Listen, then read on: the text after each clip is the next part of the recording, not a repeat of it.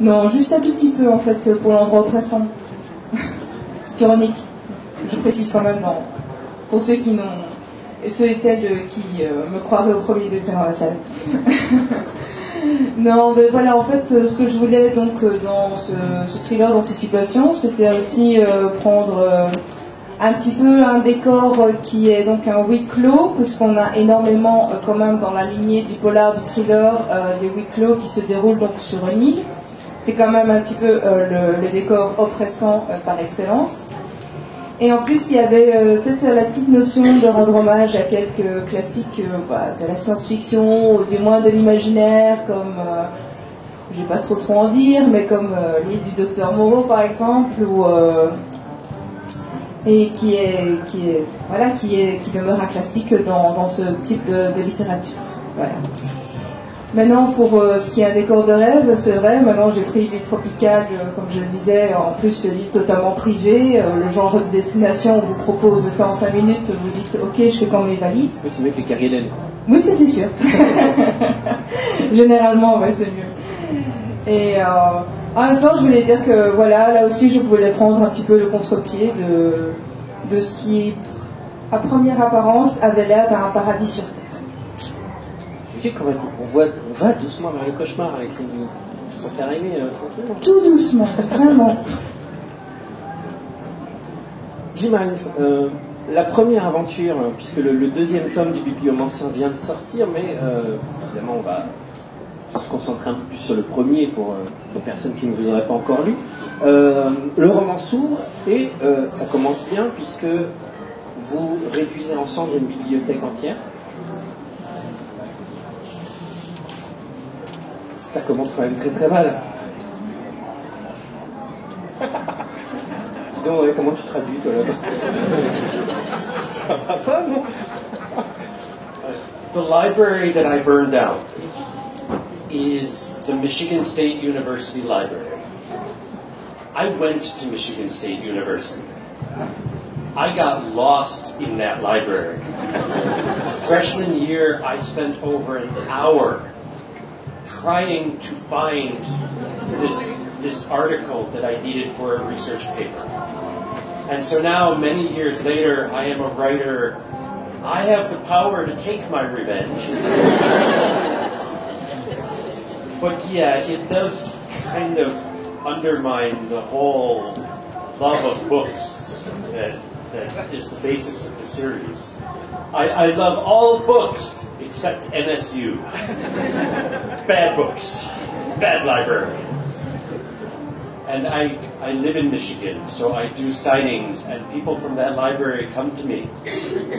You blew up my workplace. Sorry. Isaac did it. Alors, la bibliothèque qui est réduite en cendres au début, c'est la librairie de l'Université d'État du Michigan, où je suis allé quand j'étais étudiant, et je me suis perdu dans cette bibliothèque. J'étais dans ma première année d'études, j'ai passé 1 heure à essayer de trouver un fichu article pour un papier, et donc bien des années plus tard, je suis auteur de science-fiction, j'ai la possibilité de me venger.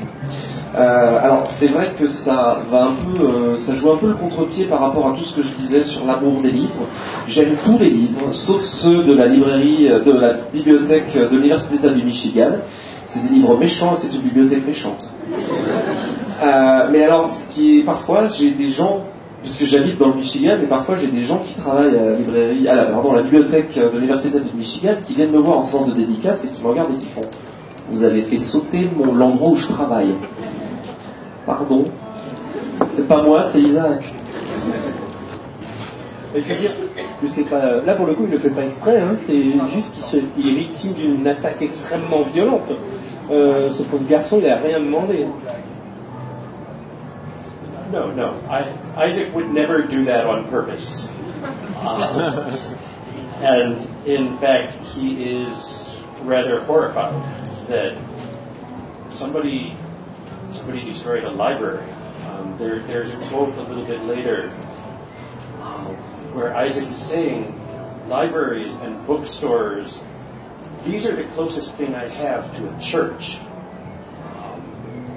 This is, yeah, as much as I love books, as much as I am a geek, Isaac is even more so. The poor guy.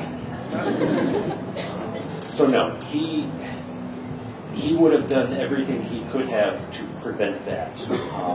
Unfortunately, the way Isaac's life goes, these things tend to happen around him. Which, you feel bad for Isaac, but it makes a better book.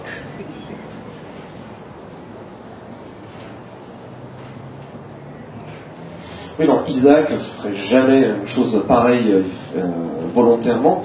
D'ailleurs, il est assez horrifié que quelqu'un ait pu vouloir détruire une bibliothèque. D'ailleurs, il y a une citation un peu plus loin dans le livre où il dit que les bibliothèques et les librairies sont pour lui ce qui s'approche le plus d'une église. Et pour autant que je sois un geek et que j'aime les livres, Isaac, c'est encore plus le cas. Pauvre de lui. Mais ici, voilà, s'il avait pu, il aurait fait tout ce qu'il aurait pu, tout ce qui était en son pouvoir pour empêcher que cette chose-là arrive. Malheureusement, c'est Isaac, et ce genre d'événement tente à se produire dans son entourage, ce qui est triste pour Isaac, mais ce qui, j'espère, fait une meilleure histoire. I don't know if this will translate, but there is a Princess Bride line about the library incident where Isaac is getting to the people who are responsible. He says, "Hello, my name is Isaac Vainio. You killed my library. Prepare to die."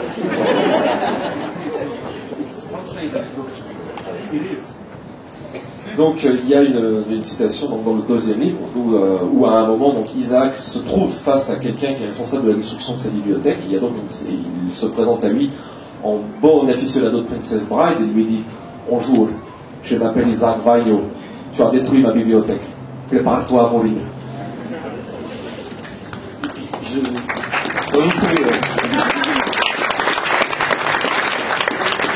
Ça fait 2 ans que le net d'avou s'est transformé en traducteur à effet.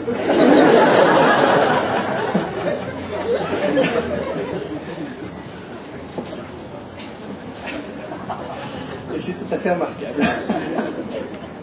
Ansel Moshkorn, on a un petit peu planté le décor. Ce qu'on n'a pas dit, c'est que votre scénariste, qui est au cœur de votre histoire, il a le problème qu'ont tous les scénaristes du monde entier, c'est qu'à un moment, il faut trouver l'inspiration.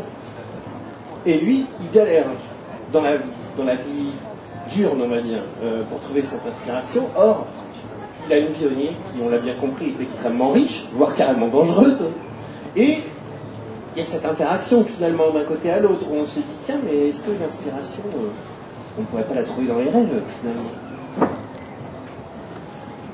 Alors voilà, une autre de mes qualités qui va ressurgir.